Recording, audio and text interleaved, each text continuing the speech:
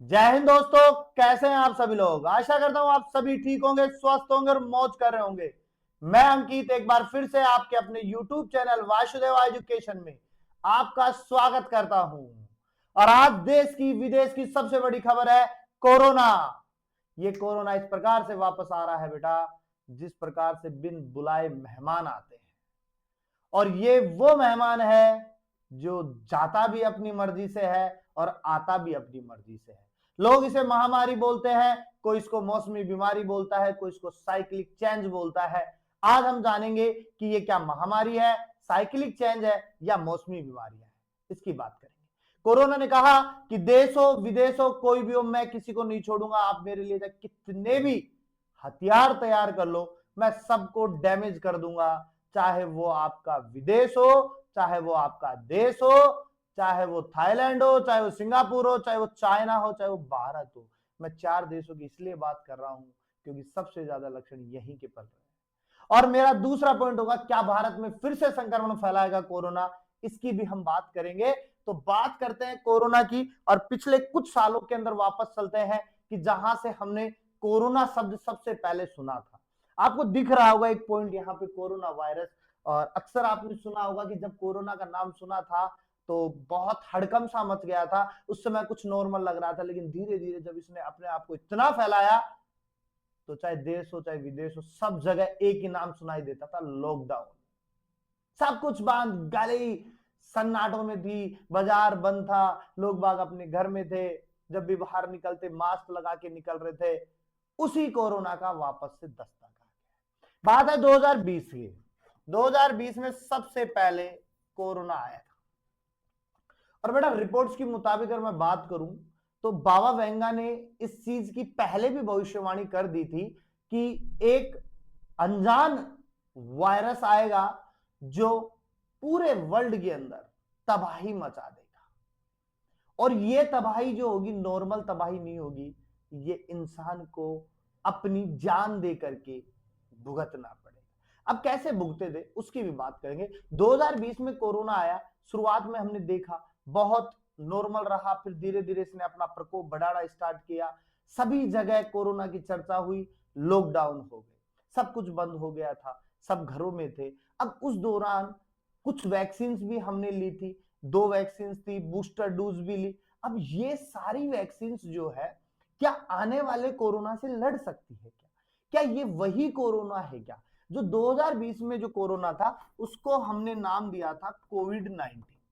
उसके बाद में कोविड के या कोरोना के बहुत से वेरिएंट आ चुके हैं। ये तो इनका दादा था, उसके बाद में तो इनका बेटा भी आ गया, ओमिक्रॉन आया, फिर डेल्टा आ गया, फिर बीटा आ गया, अब JN1 आ गया। तो ऐसे बहुत से वेरिएंट आ चुके हैं। लेकिन जो सबसे घातक कोविड-19 था, उतना घातक वो नहीं हो पाए। कि घर के अंदर जो मुखिया होता है ना, वही सबसे बड़ा डेंजर होता है, बाद में तो सब उसी की सुनते हैं। तो कोविड-19 इनका मुखिया था, उसके बाद में इसने अपने चहेते छोड़ दिए कि हाँ भाई अब आपको इनको बीमार करना है, इनको आपको संक्रमित करना है, ये लक्षण है, समय समय पर इनको संक्रमित करते रहिएगा। ये कोविड-19 की कहानी थी, कोरोना वायरस की कहानी थी। अब इसमें कोविड-19 मान लो, आप इसमें आप क्रोन मान लो, या डेल्टा मान लो, या बीटा मान लो, या फिलहाल जो आ रहा है JN1 मान लो, MB1 मान लो। यानी बहुत से कोरोना के बेटा बेटी पोते पोतिया ये सारे आ गई है। और ये सारी हमें धीरे धीरे बता रही है कि हम कितना प्रभाव डाल सकते हैं। लेकिन सबसे बड़ी बात है कि जैसे घर के अंदर 5 लोग होते हैं ना, सभी के कैरेक्टर्स अलग होते हैं, वैसे ही इनके कैरेक्टर्स भी अलग होते हैं। लेकिन जेनेटिकली है तो थोड़ा थोड़ा सा मिलन तो होता है, थोड़ा थोड़ा सा पॉइंट तो होगा ना इनमें भी। अब कैसे होगा वो पॉइंट हम भी बात करेंगे इसी वीडियो के अंतर्गत। तो जैसे हम शुरुआत करते हैं आज की वीडियो की, जहां पर हमारे पास में मैंने एक छोटा सा न्यू कोविड वेरिएंट डिटेक्टर बताया है, जो हमें गूगल बाबा से प्राप्त हुआ है, WHO की साइट से प्राप्त हुआ है, या मैं कहूं कि इंसगो से प्राप्त हुआ है। अब ये इंसगो क्या है तो समझिएगा, द इंडियन सार्कोट जीनोमिक कंसोर्टियम है। ये एक साइट है या एक मैं कहूं कि संगठन है जो अपने विश्व स्वास्थ्य संगठन या अपन कहेंगे भारत के स्वास्थ्य संगठन पर काम करता है। अब ये स्वास्थ्य संगठन पर काम करता है, तो ये हमें जो नया वेरिएंट आता है या नया वायरस आता है, इन सब के प्रति हमें क्या करता है, जागरूक करता है। और ये बताता है कि अब क्या आया है, तो ये बता रहा है कि फिलहाल जो अपने पास में वेरिएंट इंडिया में है वो NB 1.8.1 है, लेकिन इसका अभी तक केवल एक, इसका अभी तक कितना केस है, एक केस है, ठीक है। दूसरा इन्होंने LF.7 बताया, जिसके इन्होंने कहा 4 केस है। ये तो था, लेकिन अब बात आती है मैन की, most common variant in India, कि इंडिया में जो मोस्ट पॉपुलर चल रहा है, जो सारे तरफ हॉस्पिटल के अंदर भीड़ भाड़ में आपको दिखाई दे रहा है, वो है JN1 बेटा, JN।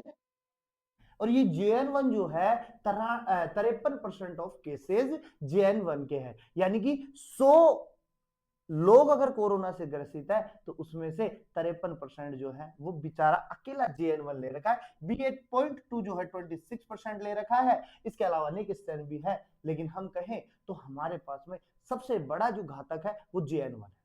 अब JN1 क्या कर रहा है, कैसे फैल रहा है, उसकी बात करेंगे अपन। तो यहां पर हमारे पास में फिर बात आती है, हमारे पास में फिर बात आती है JN1 की, कि JN1 क्या है, या इनके प्रति ये कोविड-19 की वैक्सीन काम कर जाएगी। तीनों वैक्सीन जो हमने बनाई थी 1, 2 और बूस्टर डोज, ये तीनों वैक्सीन काम करेंगे या कुछ और काम करेगा, इसकी बात करेंगे। लेकिन मैं एक चीज बताऊं बेटा, ये चाहे पहली डोज हो, चाहे सेकंड डोज हो या बूस्टर डोज हो, इन तीनों डोजों में से कोई भी काम नहीं करेगा। रीजन समझो, क्योंकि हमने 2020 में लगवाई थी, अब उसके वेरिएंट या उसके सिम्टम्स अलग थे, इसके सिम्टम्स अलग है, वो ज्यादा इफेक्टेड था, ये कम इफेक्टेड है, तो धीरे धीरे इम्यूनिटी पावर भी क्या होता है, कम होता है। तो वो वाली डोज तो काम नहीं करेंगी, अब हमें कुछ नया लेना पड़ेगा। अब मैं एक डॉक्टर का इंटरव्यू सुन रहा था, तो उसमें वो बता रहे थे कि कई लोग कहते हैं कि हम तो घर में रहकर ही इलाज ले रहे हैं, और अक्सर हमने सुना है, और उस समय जब कोविड-19 आया था तो उस समय सुना था कि डोलो जो है पैरासिटामोल की, वो सबसे ज्यादा इफेक्टेड थी, और उसने लगभग कोरोना से मात दिलाई थी। सभी के घर में पैरासिटामोल डोलो के पत्ते रखे जाते थे। हम तो अरे डोलो आपको कुछ समय के लिए निजात दिला सकता है, लंबे समय तक निजात नहीं दिलाएगा, लंबे समय तक आपको एक परमानेंट इलाज ही लेना पड़ेगा। समझ रहे हो बात को। अब देखो, अब ये जो JN1 है, ये जो JN1 है, इसकी कहानी सुने। एक रिपोर्ट के मुताबिक भारत में कोरोना के जो एक्टिव केस है, जो फिलहाल केस है, वो है 3976, यानी कि 3976 केस है, जिसमें से 34 की तो मौत भी हो गई। 34 लोगों की मौत हो चुकी है। इनमें भारत में सबसे ज्यादा इफेक्टेड कहां हो रहा है, तो सबसे ज्यादा बेटा इफेक्टेड हो रहा है केरल के अंदर, जहां 1435 केस है।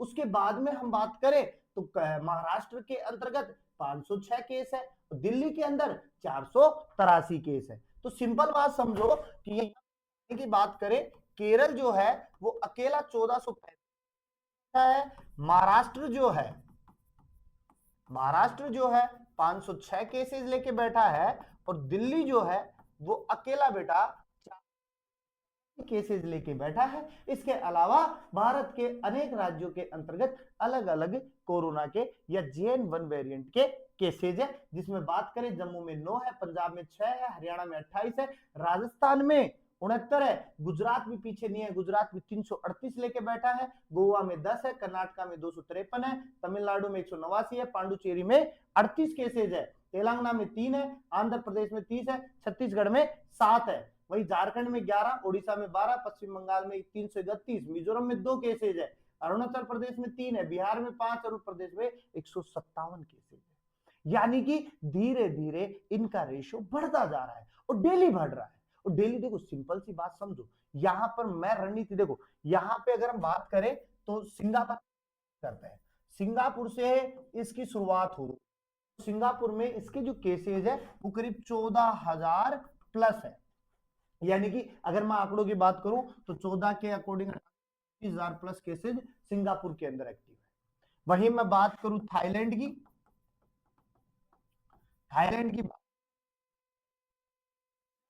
आंकड़ा चल रहा है, ऊंचा चल रहा है।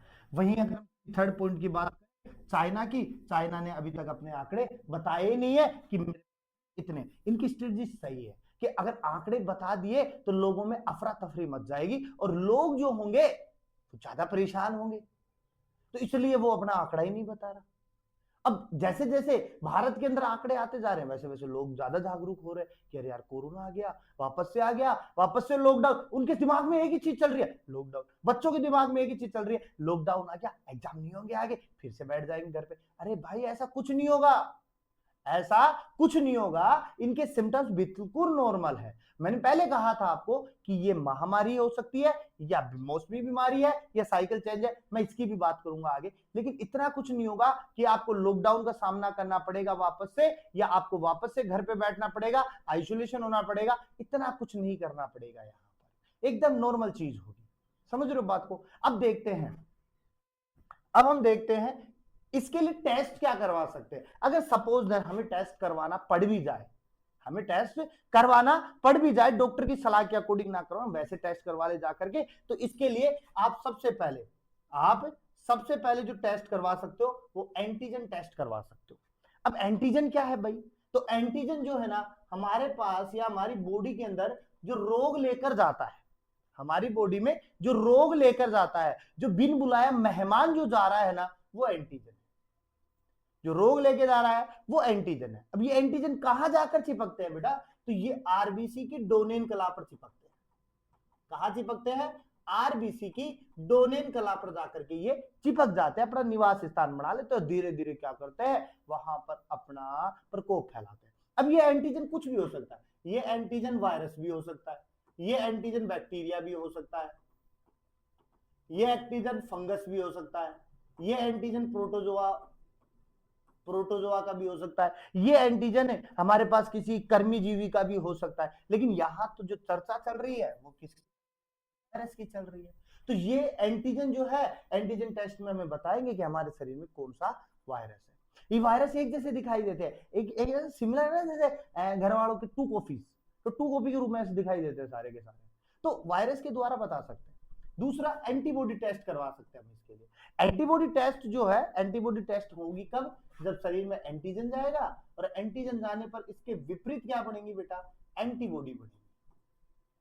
अब ये होता क्या है, जैसे ही एंटीजन जाता है शरीर में एंटीबॉडी बनाता है, एंटीबॉडी वापस एंटीजन के पास में आती है, उसको क्या करती है? खत्म करती है। तो सीधी बात है ना, जैसे मेहमान घर में आया, घर वालों ने उसको बिठाया, चाय पानी पिलाई, नाश्ता वास्ता करवाया, खाना वाना खिलवाया, एक दो दिन के लिए रुकेगा तो देखते हैं ना, उसके बाद में नहीं रुकता है तो हम उसके प्रति कुछ सड़े, अरे इसको भेजना है कैसे ना कैसे घर से, या परेशान कर रहा है हमको। तो वही एंटीबॉडी का हाल है। एंटीजन जाता है, एंटीबॉडी देखती है 2 दिन तक, हाँ रोग फैला नहीं फैला, तो तुरंत फैला लगेगा, एंटीबॉडी जाती है तुरंत उसको क्या कर देगी? खत्म कर देगी। और अंतिम जो मेन जो इसका टेस्ट है वो है आरटीपीसीआर। कौन सा है? RTPCR, reverse transcription polymerase reaction. ये टेस्ट करवा सकते हैं, इससे पता लग जाएगा कि कोरोना है या नहीं है। तो ये तो बात हो गई टेस्ट की। अब देखो बेटा, बात ये होती है क्या सावधानी बरते, ये क्या इसके आम लक्षण हो सकते हैं जिससे हमें पता चल जाए कि जैन-1 है। तो बेटा मैंने बहुत बार क्लासों में भी कहा है कि इनके लक्षण बिल्कुल नॉर्मल होते हैं। हमें लगता है कि नॉर्मल है, सर्दी है, जुकाम है, बुखार है, पेट दर्द है, यही इनके क्या है? लक्षण है। तो पहला मैं कहूंगा हल्का बुखार या ठंड लगना, तो सीधी सी बात है बुखार आएगा तो ठंड लगेगी। दूसरा है सूखी खांसी हो सकती है आपको, गले में खराश हो सकती है, भाई सूखी खांसी होगी तो गले में खराश होगी आपको। थकान हो सकती है, भाई नॉर्मल बात है, अगर हम कोई बीमारी से ग्रसित होंगे तो हमें थकान भी होगी। सिर दर्द तो सीधी सी बात है, स्ट्रेस तो हो ही जाएगा, यार बीमार हो गए हम काम कैसे करेंगे। उसके बाद में नाक बहना, तो हम सीधी बात है बीमार होंगे तो नाक भी बह जाएगा। इसके अलावा मांसपेशियों में दर्द हो जाएगा, भाई थकान होगी तो पेशियां जकड़ जाएगी अपने पास में। सांस लेने में परेशानी होगी क्योंकि सीधी सी बात है गले में खराश होगी, थकान होगी, या नाक बहेगा तो नाक बंद भी तो होगा, वो गंदगी कहाँ जमा हो जाएगी? यहाँ जमा हो जाएगी, यहाँ जमा हो जाएगी तो हम खेचेंगे कैसे? वीडियो बना रखा है अपन ने नाक के ऊपर, देख सकते हो कि कैसे होता है। तो नाक क्या हो जाएगा? बंद हो जाएगा। बंद होगा तो सीधी सी बात है गंध नहीं ले पाएंगे अपन, हम क्या नहीं ले पाएंगे? गंध नहीं ले पाएंगे। और सीधी सी बात मैंने कहा था नाक का कहीं ना कहीं संपर्क स्वाद से भी होता है, तो स्वाद भी नहीं ले पाएंगे। और अंतिम होगा आंखों में जलन होगी। तो ये सारे के सारे जो करेक्टर्स है वो हमारे पास में नॉर्मल जुकाम के, नॉर्मल बुखार के है, नॉर्मल बॉडी पेन्स के है। तो इसके लिए ज्यादा घबराना नहीं है बेटा, ये नॉर्मल उपचार होंगे इनके।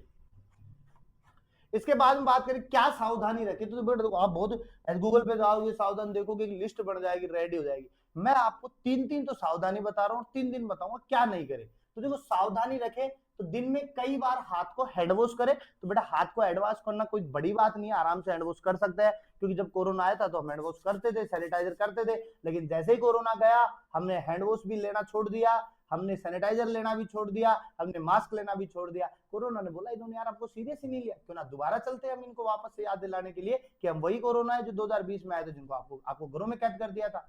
तो हैंड वॉश डेली कर सकते हैं, कोई दिक्कत नहीं है, एक दिन में 10 बार कर सकते हैं, 15 बार कर सकते हैं, बाहर जाके आए तो कर सकते हैं, ठीक है। दूसरा, सर्दी या जुकाम वाले लोगों के संपर्क में ना जाए, ये तो हम बचपन से पढ़ते हुए हैं स्वास्थ्य एवं शारीरिक शिक्षा के अंदर, अगर किसी को सर्दी जुकाम है तो उनके पास में ना जाए, और अगर किसी को सर्दी जुकाम भी है तो अपने हाथ को सामने लेकर के खांस ले जुकाम को, ठीक है।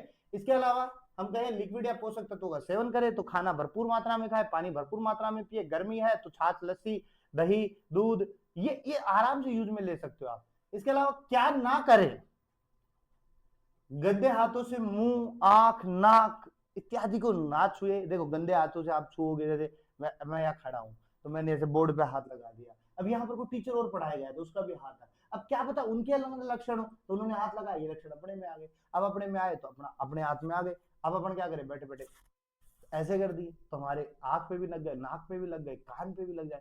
तो ये क्या होते हैं, ये वेरी सेंसिटिव जगह होती है, बहुत ही सेंस ऑर्गन्स के रूप में काम करती है, तो ये तुरंत क्या करती है, पकड़ती है और उसको बॉडी के अंदर ले जाती है, फिर वहां जाकर के अपना इफेक्ट करती है। इसके अलावा गले ना मिले ना ही हाथ मिलाए। अब जैसे इंडियन कल्चर पहले क्या था, खमा गणी, राम राम साहब, अब जब भी मिलते हैं अपन किसी से हाथ मिला रहे हैं, किसी को गले लग रहे हैं, अरे भाई विदेशी कल्चर को छोड़ दो, वापस से अपना देसी कल्चर, राम राम साहब, इस पे आ जाओ, क्या दिक्कत है।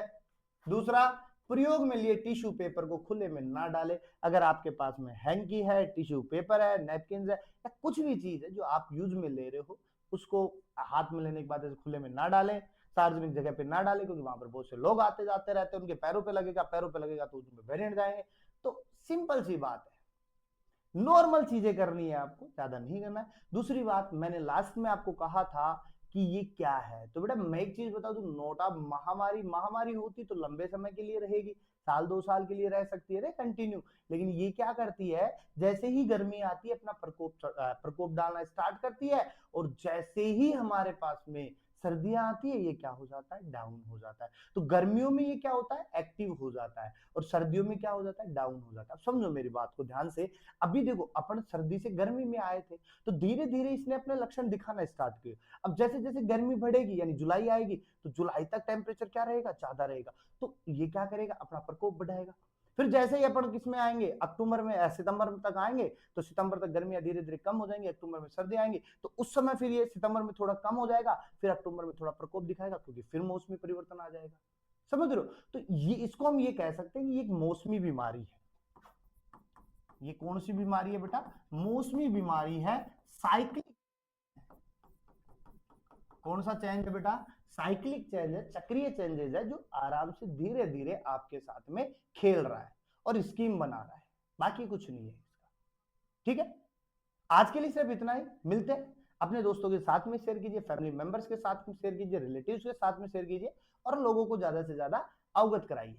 मिलते हैं एक नेक्स्ट वीडियो के साथ में, तब तक बने रहिए आप हमारे साथ में। और अगर आज पहली बार आप हमारे चैनल पे वीडियो देख रहे हो तो चैनल को सब्सक्राइब कर दे, बेल आइकन को दबाए, जिससे वीडियो का नोटिफिकेशन आपके पास में जल्द से जल्द मिल जाए। और अन्य कोई भी न्यूज होगी, अन्य कोई भी खबर होगी आपके लिए, तो वसुदेव एजुकेशन आपके लिए तैयार लेकर आएगा। मिलते हैं नेक्स्ट वीडियो के साथ में।